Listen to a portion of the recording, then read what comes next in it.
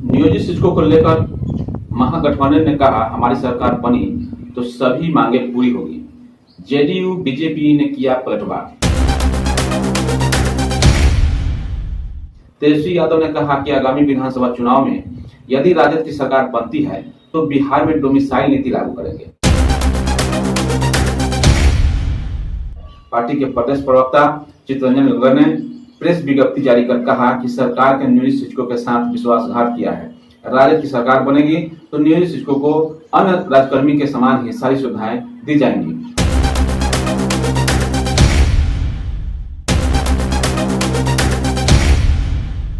बिहार में नियोजित शिक्षकों को लेकर प्रदेश में राजनीति शुरू हो गई है। विपक्ष इस समय सरकार पर लगातार हमलावर है। वह बाढ़, कोरोना के साथ ही सरकार की नीतियों को लेकर भी सरकार पर हमलावर है।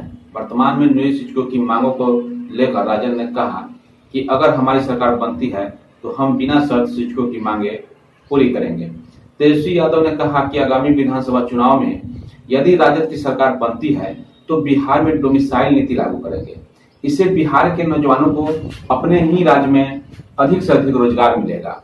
साथ ही नियोजित शिक्षकों को अस्थायी किया जाएगा। उन्हें सरकार कर्मचारी की तरह सुविधाएं दी जाएंगी।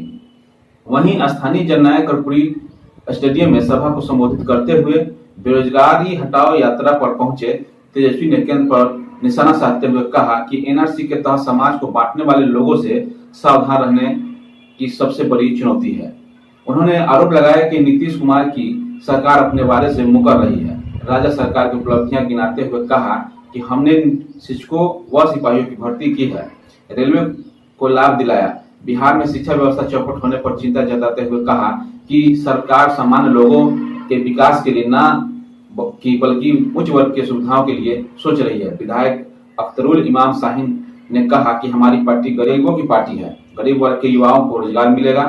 वहीं राजद के प्रदेश प्रवक्ता चित्तरंजन गंगर ने कहा कि अगर राजद की सरकार बनती है तो नियोजित शिक्षकों को मिलेगा समान वेतन।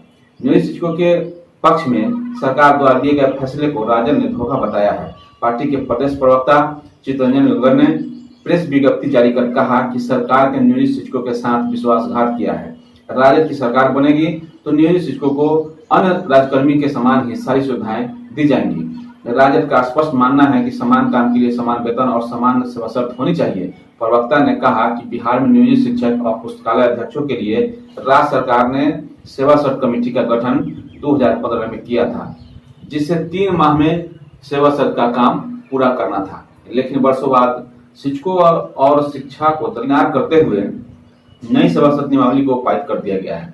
वहीं राजद नेता और पूर्व मंत्री शिवचंद्र राम ने कहा कि अगर प्रदेश में अगली सरकार हमारी पार्टी की आई तो हम लोग बिना शर्त इन शिक्षकों की तमाम मांगों को मान लेंगे। वहीं पूर्व मंत्री श्याम रजक कहते हैं कि राज्य सरकार शिक्षकों और दूसरी नियोजित कर्मियों में भेदभाव करती है, जो नहीं होना चाहिए। इधर विपक्ष द्वारा सरकार के ऊपर आरोप लगाए जाने के बाद सरकार भी जवाबी हमलावर हो गई है। जदयू नेता अजय आलोक ने कहा, अब इन लोगों के लाठी पीटने से कुछ नहीं होने वाला है। हमारी सरकार ने सदैव शिक्षकों की भलाई सोची है और उसी के तहत नियोजित शिक्षकों के लिए भी सेवा शर्त नियमावली लाने का काम किया है। उन्होंने यह भी कहा कि जहां तक बात रही नियोजित शिक्षकों के सेवा शर्त के साथ जोड़ने की, तो यह नियमावली तो दूसरे विभागों में भी है। इधर बीजेपी नेता सम्राट चौधरी ने राजद पर हमला बोलते हुए कहा कि जिन लोगों ने शिक्षकों को कभी सम्मान नहीं दिया वो आज चुनाव को देखते हुए अपनी राजनीतिक चमकाना चाह रहे हैं, मगर इन लोगों की कामयाबी नहीं मिलने वाली। उन्होंने कहा कि इस बयानबाजी के पीछे की जो तस्वीर दिख रही है वो साफ बता रही है कि आगामी चुनाव में शिक्षकों से जुड़े वोट बैंक को तमाम सियासी दल अभी रिझाने में लगे हैं। उन्होंने यह भी कहा कि अभी सभी लोग जानते हैं चुनाव खत्म होते ही शिक्षकों को से दिख रही सियासी मोहब्बत भी ज्यादा दिन नहीं चलेगा। तो यह थी शिक्षकों से जुड़ी हुई बड़ी खबरों में बने रहने के लिए चौपाल संवाद लाइव से जुड़े रहें। धन्यवाद।